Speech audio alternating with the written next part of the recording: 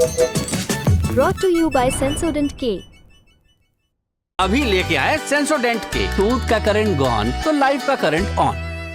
Social media पर आजकल hair removal spray के काफ़ी सारे एड्स दिखाई दे रहे हैं और इन एड्स में ये दावा किया जाता है कि हेयर रिमूवल स्प्रे इस्तेमाल करने से शरीर के बालों को आसानी से हटाया जा सकता है। इसमें वैक्सिंग जैसा दर्द भी नहीं होता और किसी तरह का कट भी नहीं लगता।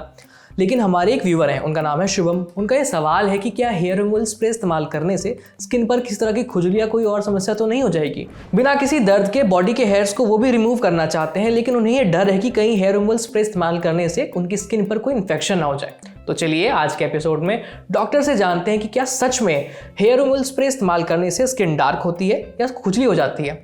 हेयर रिमूवल स्प्रे लेते समय किन किन बातों का ध्यान रखना चाहिए और स्प्रे के अलावा और कौन से ऐसे तरीके हैं जो सेफ हों और जिनसे बालों को हटाया जा सके। सुनिए डॉक्टर का इस पर क्या कहना है। हेयर रिमूवल स्प्रे एक नया कॉन्सेप्ट है मार्केट में। इसमें बहुत सारे केमिकल्स होते हैं, लेकिन सबसे इम्पॉर्टेंट है सोडियम थायोग्लाइकोलेट या फिर थायोग्लाइकोलिक एसिड।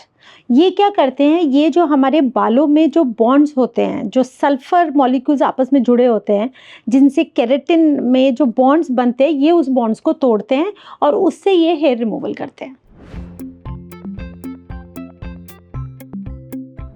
हेयर रिमूवल स्प्रे में ये जो सोडियम थायोग्लाइकोलेट या थायोग्लाइकोलिक एसिड होता है, ये स्किन के लिए बहुत इरिटेंट होता है।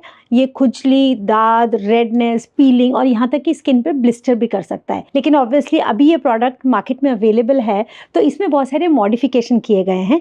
यानी इसमें स्किन सूदिंग एजेंट जैसे कि एलोवेरा, ये सब ऐड किए गए और बहुत सारे मॉइस्चराइज़र। सो अगर आप इसे कभी कभी यूज़ करना चाहते हैं तो ये स्किन पे सेफ़ है, लेकिन अगर आप बहुत ज़्यादा रिपीटेड यूज़ कर रहे हैं तो यस, ये स्किन पे इरिटेशन कर सकता है, तो ये आपको अवॉइड करना है।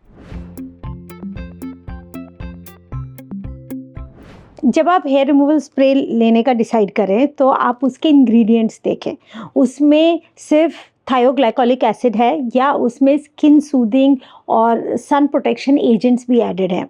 क्योंकि ये बहुत इंपॉर्टेंट है कि जब अगर हेयर रिमूवल एक्शन है तो उसके लिए तो जो केमिकल यूज़ होता है वो स्किन को हार्म करता है, लेकिन अगर साइड बाय साइड उसमें स्किन प्रोटेक्टिंग एजेंट्स या स्किन सूदिंग एजेंट्स और मॉइस्चराइज़र भी एडेड हैं तो ये आप यूज़ कर सकते हैं। तो आप ध्यान रखिए कि लेबल पे पढ़ें कि उसमें क्या क्या इंग्रेडिएंट्स हैं।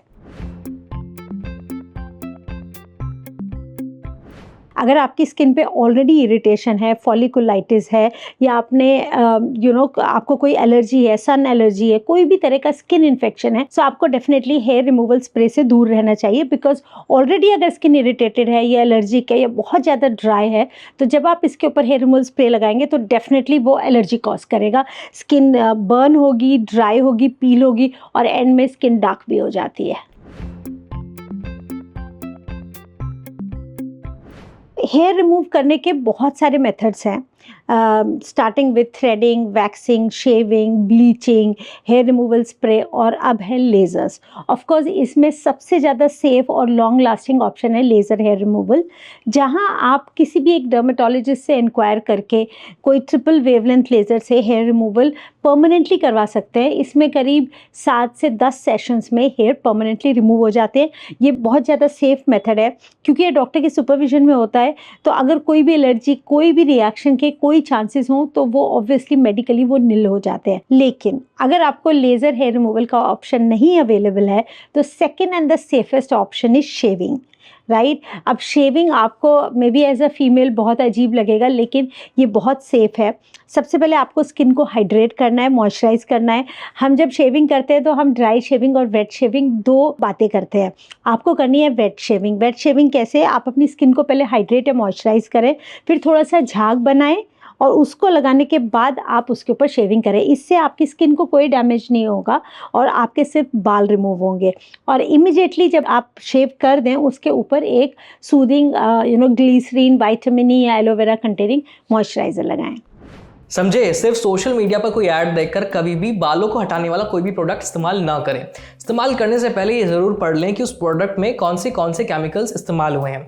अगर स्किन पर पहले से कोई एलर्जी है या कोई स्किन इन्फेक्शन है तो ऐसे प्रोडक्ट से हमेशा दूर रहिए, क्योंकि ये समस्या को और भी बढ़ा सकते हैं। अब बढ़ते हैं सेहत के अगले सेगमेंट की तरफ, तन की बात। जानिए एक्सरसाइज करने से पहले खाली पेट होना क्यों ज़रूरी है।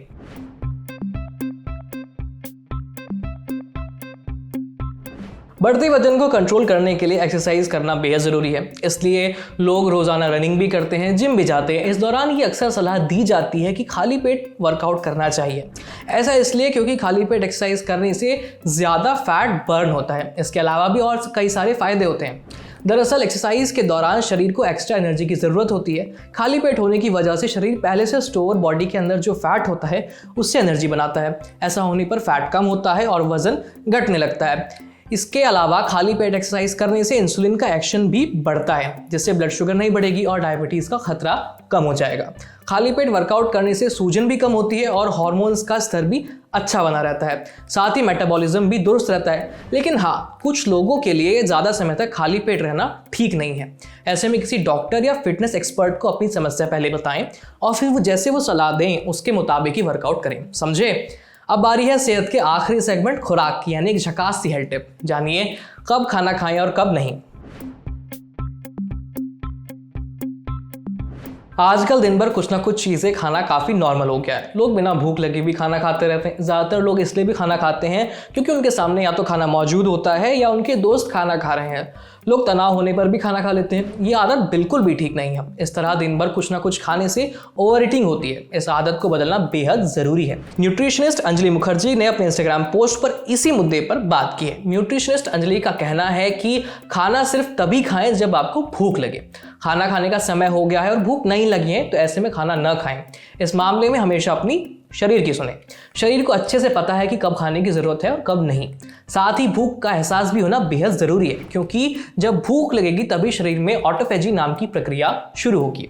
ऑटोफेजी वो प्रक्रिया है जिसमें शरीर खुद को साफ करता है। इस दौरान शरीर पुराने प्रोटीन और डेड सेल्स को खत्म करके उन्हें एनर्जी में बदलता है। इसलिए दिन भर में हर मील यानी हर खुराक के बाद 4 से 6 घंटे का गैप होना बेहद ज़रूरी है। ऐसा करने से अच्छे से भूख लगेगी और शरीर खुद को साफ कर पाएगा।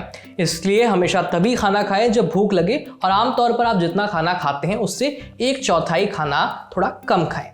अच्छा, आज सेहत में इतना ही। अगर आप डॉक्टर हैं या आपका डॉक्टर से कोई सवाल है तो स्क्रीन पर दिख रही इस ईमेल आईडी पर अपना सवाल भेज दीजिए। आपको यह एपिसोड कैसा लगा हमें कमेंट करके ज़रूर बताइए। मेरा नाम है आयुष, देखते रहिए ललन टॉक। शुक्रिया।